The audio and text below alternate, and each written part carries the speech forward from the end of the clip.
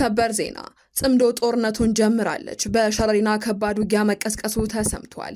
በሁመራ አቅጣጫ ሸረሪና ላይ በሀገር መከላከያ ሰራዊት ላይ ውጊያ የከፈተው የህወሓት አርሚ 17 መካናይዝድ ኃይል ሙሉ በሙሉ መደምሰሱ ተሰምቷል። አብራችሁን ቆዩ፣ ዝርዝሩን በቀዳሚነት እናደርሳችሁ። በሰኔ 15ቱ ግድያ ስሜ በሐሰት ጠፍቷል ሲሉ ጠቅላይ ሚኒስትር አብይ አህመድ ገለጹ።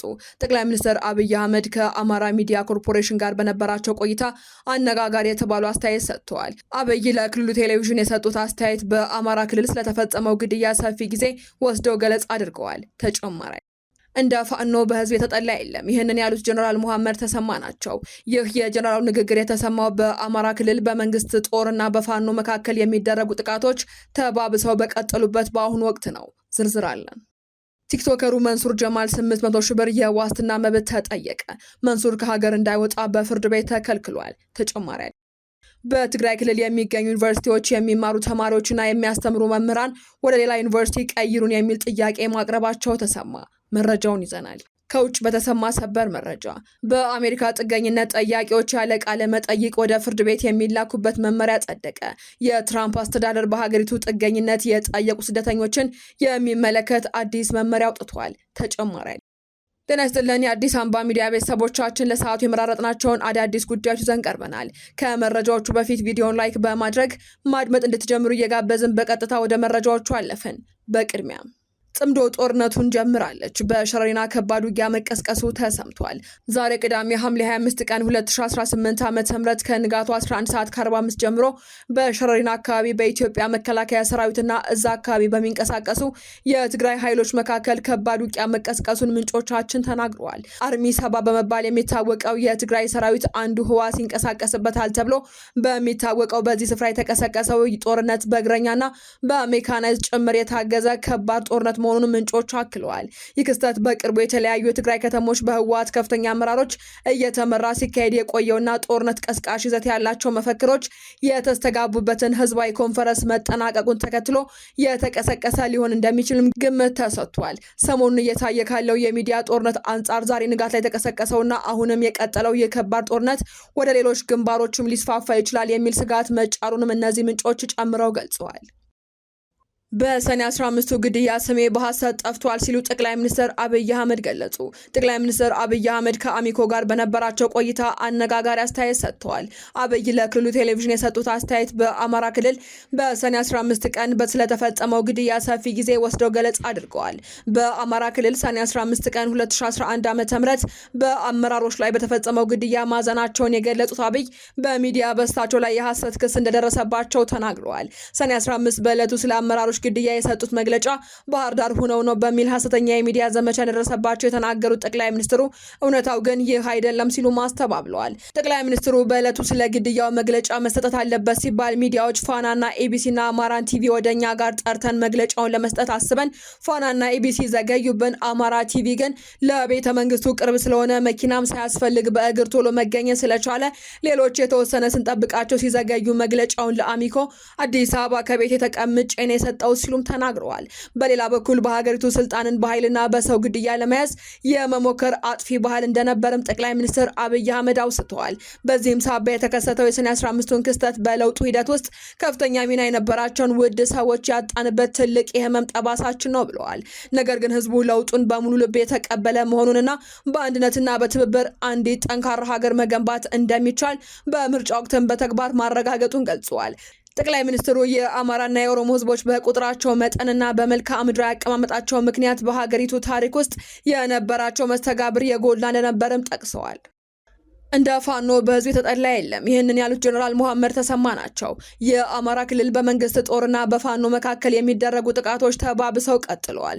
ጀነራል መሐመድ ተሰማ በጎጃም አራቱም ዞኖች በመገኘት ከአመራሮቹ ጋር ተወያይተዋል።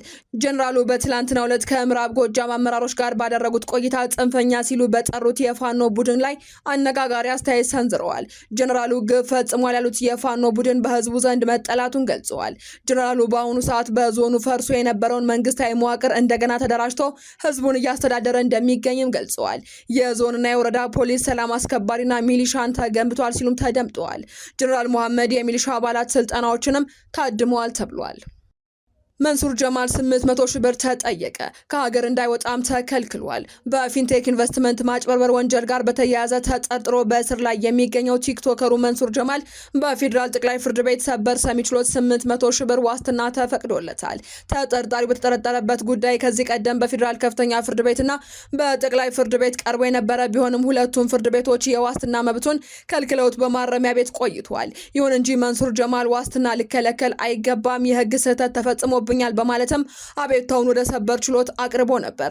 አቤቱታውን የመረመረው ሰበር ሰሚ ችሎት ሐምሌ 24 ቀን 2018 ዓ.ም በዋለው ችሎት ግለሰቡ በ800 ሺህ ብር ዋስትና ከእስር እንዲፈታ ውሳኔ አሳልፏል። ከገንዘብ ዋስትና በተጨማሪም ተጠርጣሪው ከሀገር እንዳይወጣ ፍርድ ቤት እግድ ጥሎበታል። ምንም እንኳ ፍርድ ቤቱ የዋስትና መብቱን ቢፈቅድለትም የዋስትና ማረጋገጫ የማስያዣና ተያያዥ ህጋዊ ሂደቶች እስካሁን ባለመጠናቀቃቸው ምክንያት አቶ መንሱር እስከ ቀጣዩ ሳምንት መጀመሪያ ድረስ በማረሚያ ቤት በእስር ላይ ሊቆይ እንደሚችል ተገልጿል። በትግራይ ክልል በሚገኙ ዩኒቨርሲቲዎች የሚማሩ ተማሪዎችና የሚያስተምሩ መምህራን ወደ ሌላ ዩኒቨርሲቲዎች ቀይሩን የሚል ጥያቄ ማቅረባቸው ተሰማ። በትግራይ በሚገኙ 4 የመንግስት ዩኒቨርሲቲዎች የሚማሩ አንዳንድ ተማሪዎችና መምህራን በክልሉ ባለ የጸጥታ ስጋት ምክንያት ወደ ሌሎች የሀገሪቱ ዩኒቨርሲቲዎች እንዲዘዋወሩ አቤቱታ እያቀረቡ እንደሚገኙ ተሰምቷል። ጥያቄው የቀረበው በክልሉ በሚገኙ መቀሌ፣ አክሱም፣ አዲግራትና ራያ ዩኒቨርሲቲዎች ውስጥ ከሚማሩና ከሚያስተምሩ መምህራን መሆኑ ተመላክቷል። በጉዳዩ ላይ ማብራሪያ የሰጡት የኢትዮጵያ ከፍተኛ ትምህርት ተቋማት ተማሪዎች ህብረት ፕሬዝዳንት ሀየሎም ስዩም እንደገለጹት ተማሪዎችና መምህራን በጸጥታ ምክንያት የቅሬታ ወረቀት እያስገቡ ቢሆንም በትምህርት ሚኒስቴር በኩል እስካሁን የተሰጠ የዝውውር ውሳኔም ሆነ የተገባ ቃል አለመኖሩን አስታውቀዋል። ከውጭ በተሰማ ሰበር መረጃ በአሜሪካ ጥገኝነት ጠያቂዎች ያለ ቃለ መጠይቅ ወደ ፍርድ ቤት የሚላኩበት መመሪያ ጸደቀ። የዶናልድ ትራምፕ አስተዳደር በሀገሪቱ ጥገኝነት የጠየቁ ስደተኞችን የሚመለከት አዲስ መመሪያ አውጥቷል። ይህንን ተከትሎም በርካታ ጥገኝነት ጠያቂዎች ጉዳያቸው ሳይሰማ ቀጥታ ሊባረሩ የሚችሉበት ሁኔታ ተፈጥሯል ተብሏል። አዲሱ አሰራር ከ1.4 ሚሊዮን በላይ የተከማቹ የጥገኝነት ማመልከቻዎችን ለማቃለል የታሰበ ነው ተብሏል። ቀደም ሲል የነበረው አሰራር አመልካቾች መጀመሪያ ጉዳያቸውን ለኢሚግሬሽን ኦፊሰር አቅርበው ጥያቄያቸው ውድቅ ከተደረገ ብቻ ወደ ፍርድ ቤት እንዲያመሩ የሚያደርግ ነበር። በአዲሱ መመሪያ በርካታ የጥገኝነት አመልካቾች የኢሚግሬሽን ኦፊሰሮች ጋር የሚደረገውን የመጀመሪያ ደረጃ ቃለ መጠይቅ ሳያደርጉ ጉዳያቸው በቀጥታ ወደ ፍርድ ቤት ሊያመራ ይችላል ተብሏል። 444724 ያህል መዝገቦችን ይነካል የተባለው ይህ ውሳኔ የህግ ባለሙያዎችና የኢሚግሬሽን ተከራካሪዎች አሰራር ስደተኞችን የመስማትና የፍትህ የማግኘት መብት የሚጎዳ ና ውሳኔዎችን በማጥፋት ሰዎችን በፍጥነት ለማባረር ያለመ ነው በማለት ተችተውታል። በሌላ በኩል የአሜሪካ መንግስት በሀገሪቱ በሚማሩ የውጭ ሀገር ተማሪዎች ላይ እስከ $100,000 የሚደርስ አዲስ ክፍያ ለመጣል ማቀዱ ተሰምቷል። የታቀደው እርምጃ በተለይ ትምህርታቸውን አጠናቀው በአሜሪካ ለመቆየት ለሚፈልጉ ዓለም አቀፍ ተማሪዎች ፈተና ሊሆን እንደሚችል ተገልጿል። የትራምፕ አስተዳደር ከስደተኞች ጋር በተያያዘ እጅግ ጠንካራ እርምጃዎችን እየወሰደ መሆኑም ተደጋግሞ መገለጹ ይታወሳል። ዜናዎቻችን አበቃን። በሰላም ቆዩን።